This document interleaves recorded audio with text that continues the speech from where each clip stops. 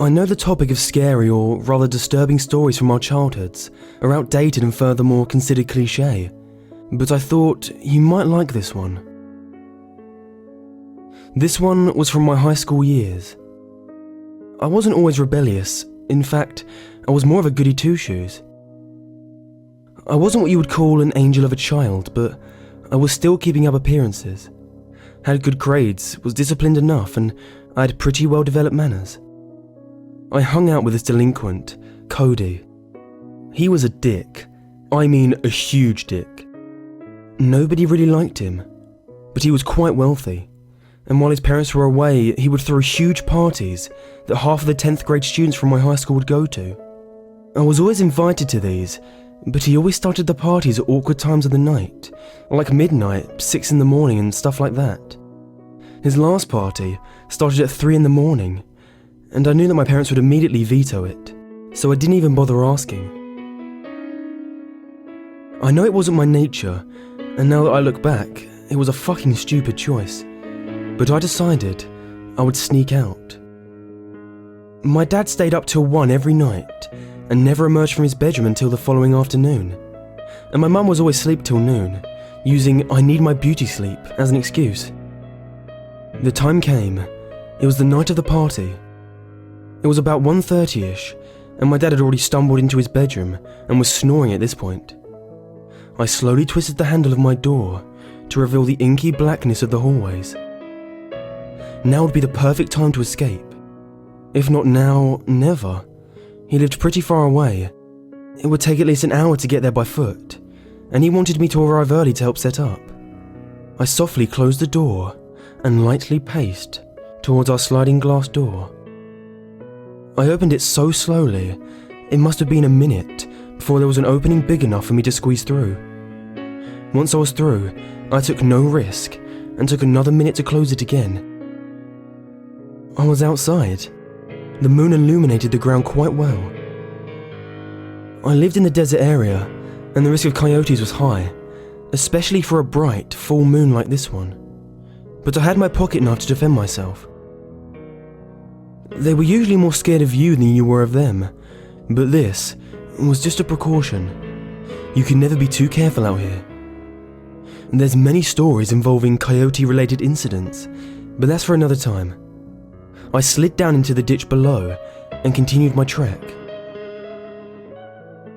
The terrain was rugged and difficult to navigate. I had to dodge tall brush and jump over eroded crevices in the earth.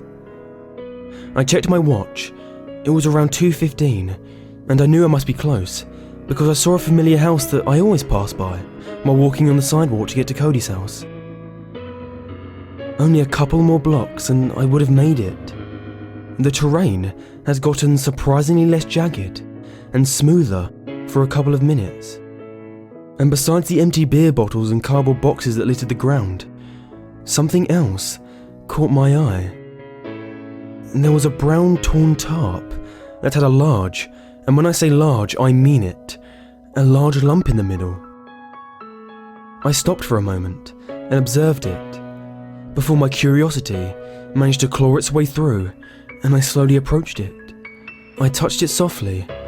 Just then, something enormous burst out in a low-pitched, wild scream of fright. I was knocked back on my arse and I was frozen in fear as I noticed a tall figure emerge from among the dirt.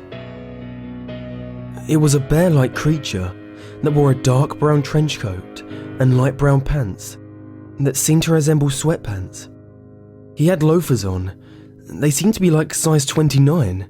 I know I'm exaggerating, but it was honestly inhuman. The bear-like creature stood up. He was tall. He must have been like 7 feet tall, and that might even be an understatement. Long, white hair protruded from every visible inch of body there was, almost like an animal. Its glossy eyes met mine, and I was ready to run. I managed to stutter out a few words. What? I stopped, examining the creature once more. What are you? The figure looked at me again and let out a hearty chuckle.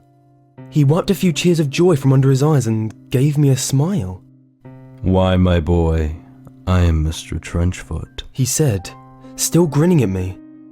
His tone was nothing short of friendly, and that was the only thing stopping me from making a mad fucking dash back to my house. He gave me a puzzled look and asked, "Do you, by any chance, know the date?" I thought he was joking at first and I laughed a bit. Then I saw his serious expression. I stuttered again, but managed to collect myself. "It's June 7th, I said. He looked shocked or rather intrigued. He looked at me again, and my eyes met his once more. My, I have been asleep quite long. It was November last time I was awake," he said, still sounding jovial. "Now tell me, what have I missed?" We engaged into a conversation, and it lasted a good 15 minutes. We spoke about politics, the news on celebrities and stuff like that. I told him about school and how I was part of the track team. We spoke for a while. I looked down at my watch and noticed the time. I had about 16 minutes to get there and help him set up. I sat up from the rock on which I previously rested. "I have to get going," I said. Mr. Trenchfoot stood up and wiped dirt off his coat and coughed before speaking. He walked towards a pipe, or rather a flood drain. "Follow me," he said, entering it. "I need to show you something." He crawled further into the pipe, and soon he was enveloped in darkness. I dared not enter, and stood there for a while. He turned, and the only reason I knew that is because the little bit of moonlight illuminated his eyes, just as it would a dog's or a cat's. I stepped back a bit, a little frightened, and reminded him I had to go. "Come here," he said softly. He repeated, with each time he got more angered and menacing. "Come here. Come here!" He inched forward, just enough so I could see him fully. Long, black claws protruded from his fingers. He clawed the sides as he repeated, "Come here, come now, come here now!" I ran as fast as I could up the slope, not daring to look back at him. However, I did manage to look back once. He was standing there, too far to catch me at this point, staring at me with his glossy eyes. I ran so fast and climbed over my fence, this time not cautious of making any noise, and I ran inside, shaken up and frightened. My dad heard my heavy breathing and must have thought I was having a panic attack, which I was, and rushed to my aid. I explained something had tried to attack me, and he called the police without hesitation. I explained to the police where it happened.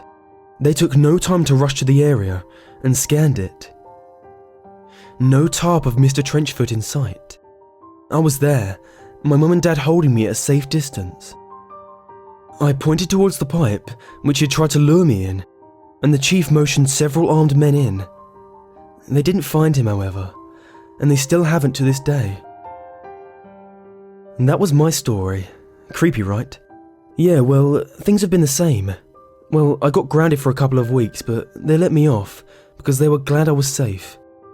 So I guess you could say that this had a happy ending. I guess for me, at least. I still haven't told you the best part.